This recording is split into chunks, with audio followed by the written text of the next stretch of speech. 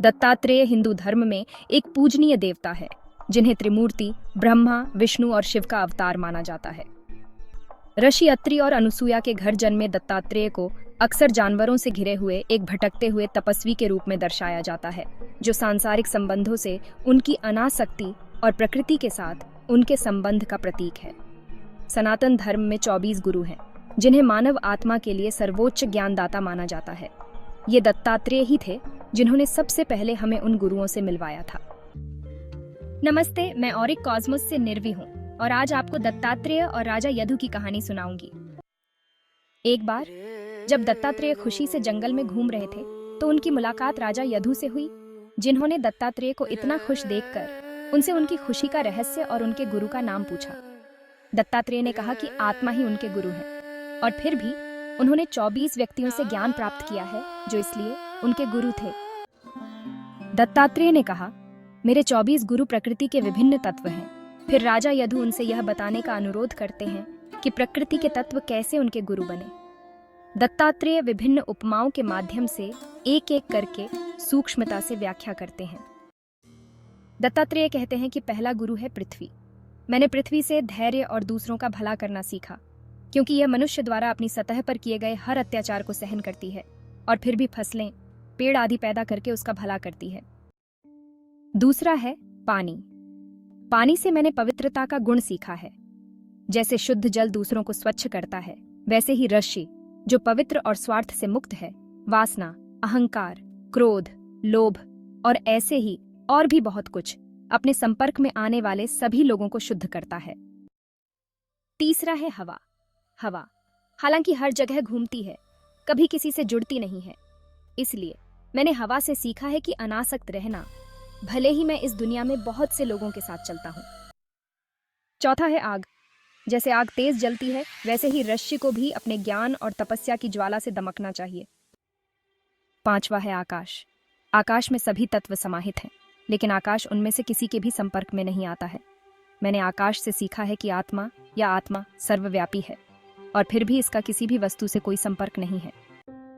छठा है चांद।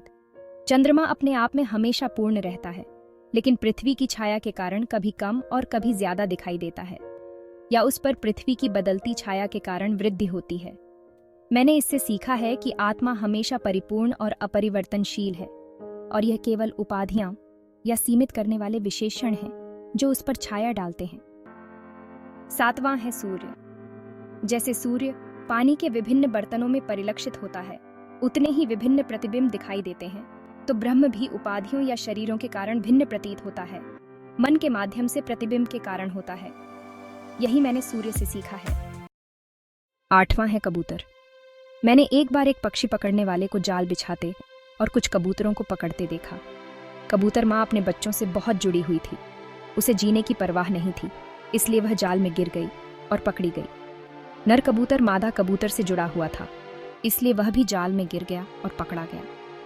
इससे मैंने सीखा कि मोह ही बंधन का कारण है। नौवां है अजगर। अजगर अपने भोजन के लिए इधर उधर नहीं घूमता है, जो मिलता है उसी में संतुष्ट रहता है और एक ही स्थान पर पड़ा रहता है। इससे मैंने सीखा कि भोजन के प्रति लापरवाह रहना और जो कुछ भी खाने को मिले उसी में संतुष्ट रहना। 10वां है सागर। जैसे सैकड़ों नदियां गिरने पर भी सागर अचल रहता है, वैसे ही बुद्धिमान व्यक्ति को भी हर प्रकार के प्रलोभनों, कठिनाइयों और परेशानियों के बीच अडिग रहना चाहिए। यह पाठ मैंने सागर से सीखा है। 11वां है पतंगा। जैसे पतंगा अग्नि की ज्वाला पर आसक्त होकर उसमें गिर जाता है और जल जाता है, वैसे ही एक भावुक पुरुष जिसे एक सुंदर लड़की से प्यार हो जाता है, दुख में पड़ जाता है। देखने की भावना को नियंत्रित करने के लिए और मन को स्व पर स्थिर करना, यही मैंने शलभ से सीखा है। 12वां है मधुमक्खी।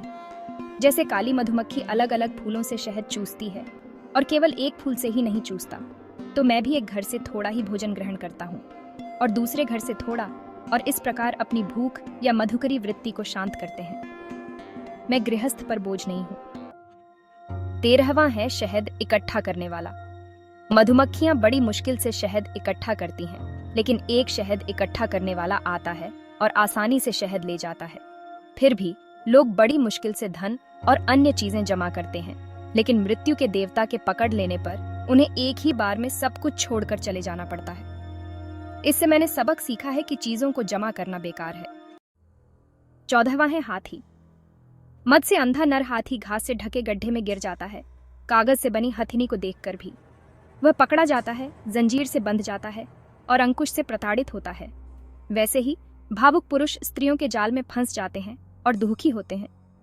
इसलिए काम का नाश करना चाहिए। यही मैंने हाथी से सीखा है।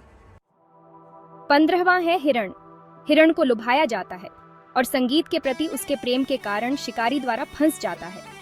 वैसे ही एक पुरुष ढीले चरित्र वाली महिलाओं के संगीत से आकर्षित होता है और विनाश की ओर ले जाता है। अश्लील गाने कभी नहीं सुनने चाहिए।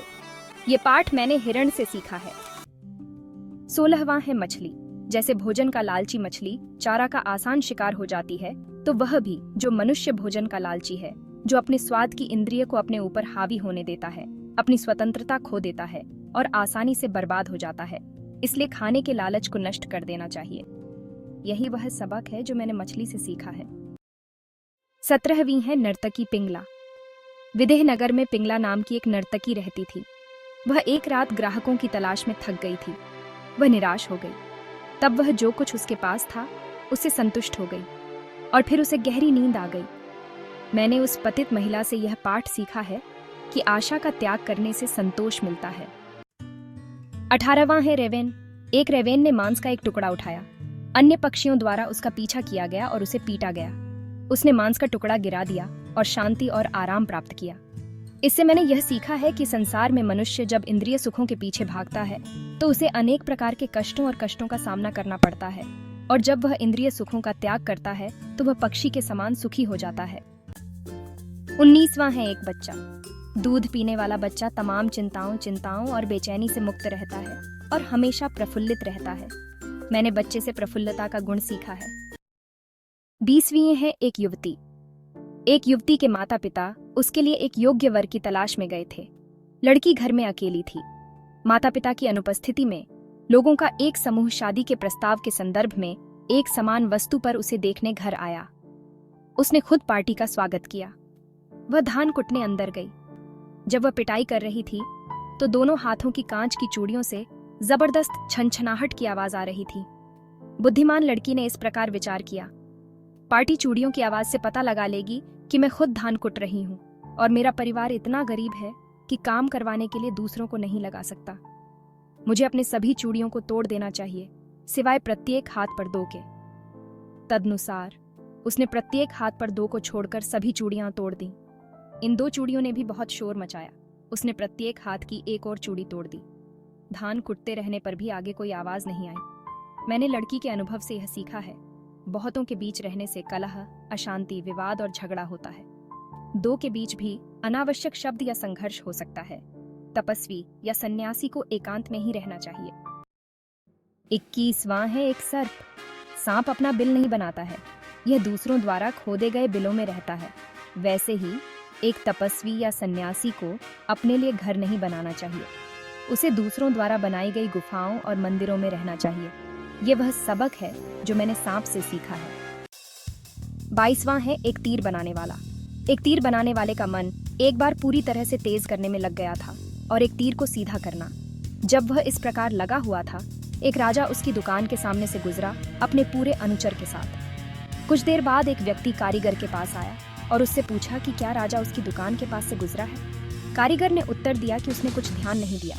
सच तो यह है कि कारीगर का मन पूरी तरह से अपने काम में लगा हुआ था और वह नहीं जानता था कि उसकी दुकान के सामने क्या हो रहा है। मैंने कारीगर से सीखा है मन की गहन एकाग्रता का गुण। 23वां है एक मकड़ी। मकड़ी अपने मुंह से लंबे धागे निकालती है और उन्हें जाले में बुनती है। वह खुद अपनी ही बनाई जाल में फंस जाती है। वैसे ही मनुष्य अपने विचारों का जाल बनाता है और उसमें फंस जाता है। इसलिए बुद्धिमान व्यक्ति को सभी सांसारिक विचारों का त्याग कर देना चाहिए और केवल ब्रह्म के बारे में सोचें। यह वह सबक है जो मैंने मकड़ी से सीखा है। और आखिरी एक भृंगी है। भृंगी या बीटल एक कीड़े को पकड़कर अपने घोंसले में ले जाता है और उसे डंक मारता है। वह बेचारा कीड़ा हमेशा भृंगी की वापसी और उसके डंक के डर से कांपता रहता है और लगातार भृंगी के बारे में सोचता रहता है। अंततः वह स्वयं भृंगी बन जाता है। मनुष्य जिस रूप के बारे में लगातार सोचता है वह समय के साथ उस रूप को प्राप्त कर लेता है। जैसे व्यक्ति सोचता है वैसा ही वह बन जाता है। मैंने भृंगी और कीड़े से यह सीखा है कि मैं आत्मा में स्वयं को बदलूं, उस पर निरंतर ध्यान लगाऊं और इस प्रकार शरीर से सभी मोह त्याग कर मोक्ष या मुक्ति प्राप्त करूं। दत्तात्रेय को सुनकर राजा को एहसास हुआ कि इस युवा साधु की बुद्धिमत्ता उसके जीवन के लक्ष्य को दृढ़ता से अपनी चेतना में बनाए रखने के संकल्प से प्रवाहित होती है। दत्तात्रेय की शिक्षाएं पुराणों के विशाल साहित्य में दत्ता संहिता, अवधूत गीता, दत्तात्रेय उपनिषद और अवधूत उपनिषद में संरक्षित हैं। यह कहानी श्रीमद्भागवतम से ली गई है। तो आशा है कि आपको मेरा वीडियो पसंद आया होगा। ऐसी और कहानियों के लिए जुड़े रहें और भगवान की कृपा से आशीर्वादित रहें।